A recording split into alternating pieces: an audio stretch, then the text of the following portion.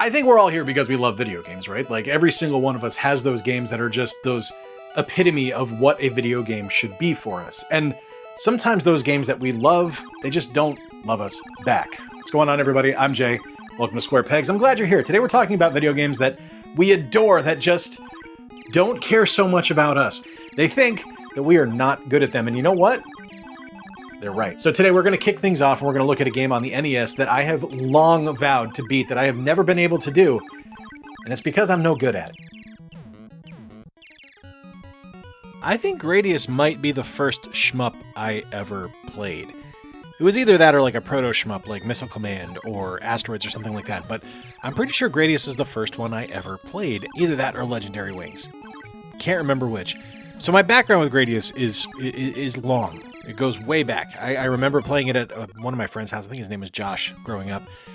And I was just so blown away by the concept of being able to control this little spaceship and going across the screen and blowing up the bad guys. It was amazing to me, and I loved the power-up system, and I loved everything about it, except for the fact that the game just took no mercy on me, and still takes no mercy on me. I'm absolutely horrible at this title, and it's one I wish I was good at.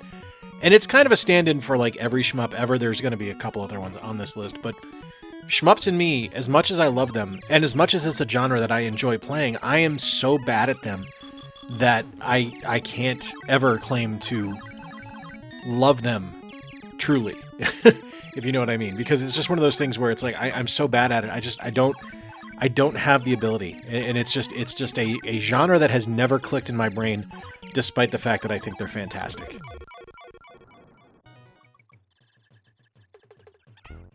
The shirt worn in the introduction and the outro for today's video was a bit of a clue as to one game that was going to be featured on here, and it is, of course, Donkey Kong Country. All of them.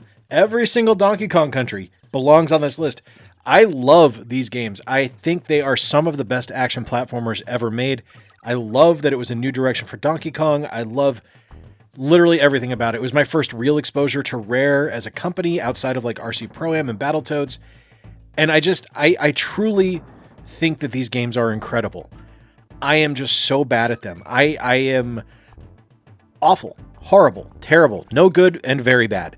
I struggle mightily with these games. The timing on them is just off for me, and it's not a problem with the way that the game is designed. It's a problem with the way I play. I just can't get into the cadence of how these games are supposed to operate, and it sucks because I love them so much. My friend Peter from Waves and Games did a Donkey Kong Country challenge a couple of months ago, probably about 6 months ago now that I'm thinking about it, and I was terrible. I could not do anything of any substance, and I wish I was better, because these are games that I love, and I loved them when they first launched. I still love them today. They're things that I play, and I have an absolute blast doing so. I am just terrible at them. Never beaten any Donkey Kong Country game. Star Wars Shadows of the Empire makes the list because I really love the concept. I don't know that I necessarily love the game, so this might be the first gigantic asterisk in this video, but I absolutely love the concept of this game. I loved the book. I love the character of Dash Rendar. And I think there's some really strong stuff going on here for a very early N64 title. If it wasn't a launch title, it might have been a launch title. I don't remember.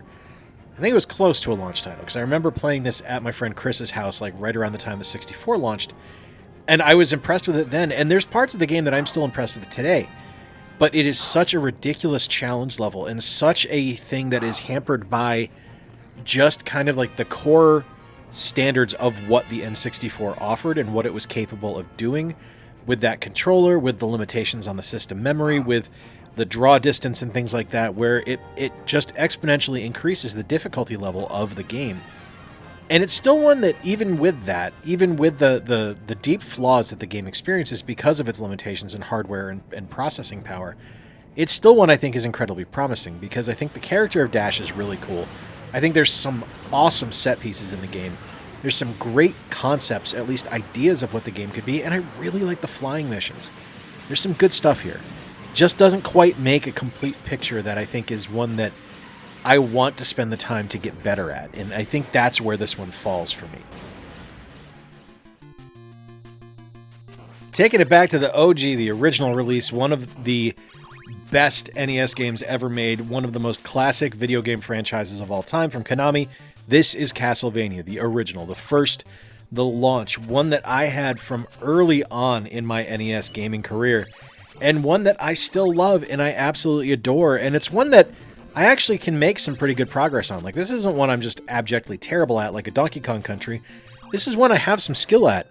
But there are particular points where I am playing this game and all of a sudden, like, any ability I have just goes out the window and I forget what the hell I'm doing. And I can't move forward. I will find a particular spot, there will be something that will come up, and it's usually something stupid. It's usually something timing-based or where I just kind of need to slow down and rethink my pacing of how to get through something, where the wheels come off.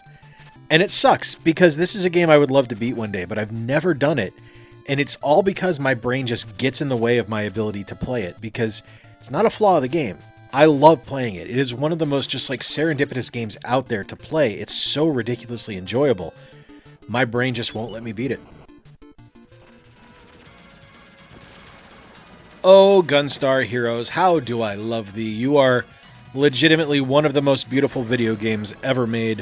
One of the shining examples of what a 16-bit game should be, how a 16-bit game should play, and how a 16-bit game should present itself with everything that you offer.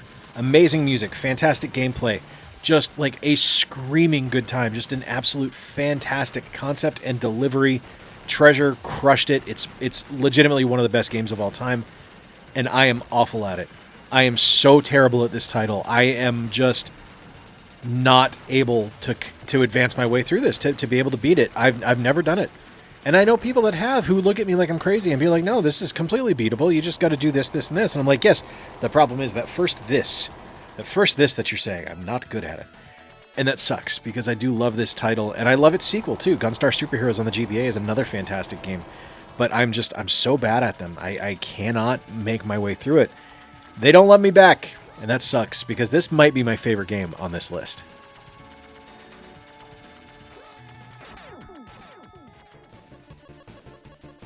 I have a feeling if I was more familiar with the TurboGrafx 16 library, there would be a heavier representation of TurboGrafx games on this list. But as I've never owned one, and I don't know a ton of games in the library, we're just going to look at Air Zonk right now. Now, Air Zonk is another shmup, so much like Gradius, I automatically I'm going to be terrible at this game because it's a shmup. Which sucks, because again, I love them. But Air Zonk makes the list because this is a really special shmup to me. It's not just like a standard shmup. It's one of the reasons I love Parodius DOS so much. It does something a little bit different, which could be considered a little bit risky at times, because most people with a shmup, they just want to play something simple.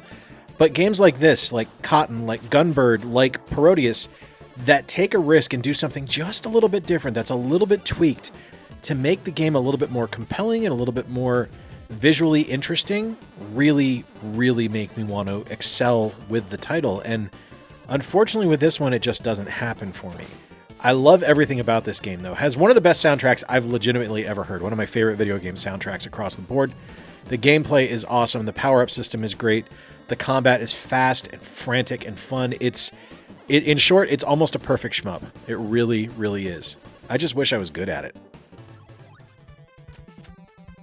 This is the game that inspired this video, because this is the game that at the start of the year I swore I was going to beat, and I'm nowhere closer now to beating it than I was on January 1st, 2025. This, of course, is Ninja Gaiden. I adore everything about the Ninja Gaiden series. Every Ninja Gaiden game I have played is fantastic. It's fun. They're difficult, but they're approachable. And I think that's the most frustrating thing, because like if this was just like a kick you in the dick difficult game that wasn't going to let you do anything, I could write it off. But it teases you, doesn't it? Like, it lets you get far enough that you think, oh, I got this. I'm good at this game. And then it just completely pulls the rug out from underneath you, and you fall down flat on your face. I wish I was better at this one. This is one that I desperately want to beat. I have watched people play through this game, and they go through it, which almost seems effortless. And it's like, man, you guys suck ass, man. Don't show me how good you are at this. At least pretend to struggle a little bit. I wish I was better at it. I still want to beat it. I don't think it's going to happen by the end of 2025, but I still desperately want to beat this game. Just because this is like, outside of Castlevania, I think this is the longest standing I've never beaten this game and I want to. I've played. Like, Gradius could be on there too, but I'm okay never beating Gradius. This one, though, this one in Castlevania, I want to beat one day. And I think of all the games on this list that I haven't beaten, this is the one I've actually gotten the furthest in. This is Batman on the NES, one of the best NES games ever made. A beautiful depiction of Tim Burton's Batman universe, Tim Burton's Gotham City, just told in a fuchsia and purple kind of color palette for the Bat. And it shouldn't work on paper. Like, you look at it, it just shouldn't work. But Sunsoft made magic here. They made something that's absolutely incredible and is just one of the most solid video game experiences I've ever played. I've made it all the way to the Joker numerous times, and I've never beaten him. I have not figured it out yet, and I am reluctant to watch playthroughs to see how to beat him, because it's one of those ones where I think that I should be able to figure this out. I should be able to beat this on my own. I shouldn't need guide stones to get me there. And unfortunately, every time I get there and I lose, it's more and more apparent that that's not the case. I do need those guide stones. I do need that kind of just nudge in the right direction on how to beat it. But I still love this game no matter what. Like, this is still one that I will just pop in and play if I have some time, because it's such an excellent title. Oh, Metal Slug, I love ya. I have loved every version of Metal Slug that I have played. Every arcade game, every handheld release, every kind of port and iteration of Metal Slug I've thought is great. Every spin-off, Metal Slug Tactics that released earlier this year, is one that I absolutely adore. I have loved everything Metal Slug, and a lot of that is down to the SNK design work. It feels right. I love the look. I love the feel of the game. I just suck. I suck at it. I'm terrible at them. And it's every single one of them. Even the spin-offs. Like, I don't know what it is. And you know what, the further into this video I go, I think it might just be that I'm bad at video games. And that's okay, if that's what it is. If I just suck out loud at video games, that's fine. And I think that might be the case. I think that might be exactly what it is, because I love Metal Slug. I love playing Metal Slug. I love, like I said, I love the handheld versions. Like, the ones on the Neo Geo Pocket Color are brilliant, and I can actually get further in those than I can in most other ones, but I will never beat one. I've tried. It ain't gonna happen. And I think this might be on everyone's list of games that they love that doesn't love them back. And this is Comix Zone on the Genesis. I adore this game. I think it's one of the most creatively designed titles ever released in video games. I love the fact that they use, like, the aspects of a comic book page with the different panels and borders and things like that to tell a story, and I think that's incredibly creative, and it just works incredibly well. And the mechanics in the game are spectacular too. Gameplay is really fun, the design work is excellent, the music is good. It's a good game from top to bottom. It just is merciless in its difficulty. It is one of the hardest video games I've ever played. I'm usually tapping out at the start of the second after I beat the first boss on the opening level, just because I'm so bad at it, and it's just such a frustration for me. But the game is marvelous. It's a beautiful title, and I think this is one that I would love to see more people into. I understand why they're not, based on the difficulty, but I would love to see more people get into it, and I would love to see this kind of revitalized and brought back to the forefront by Sega, if at all possible. So what do you think? Video games I love that just don't love me back. We all have them. We all love them. We all know them. And it's a Stockholm Syndrome kind of thing, isn't it, right? Let me know in the comments down below what your favorite games are that you love that just don't love you back. If you enjoyed today's video, hey, please give it a thumbs up. The engagement helps the channel out a ton. If you really liked it, consider subscribing and sticking around. We're on our way to 20,000 subscribers. I'd love to have you be here for that. Folks, I've been Jay. Appreciate you spending a little bit of time with me. Until next time, remember to play more games, stay square, and take care. I'll talk to you soon.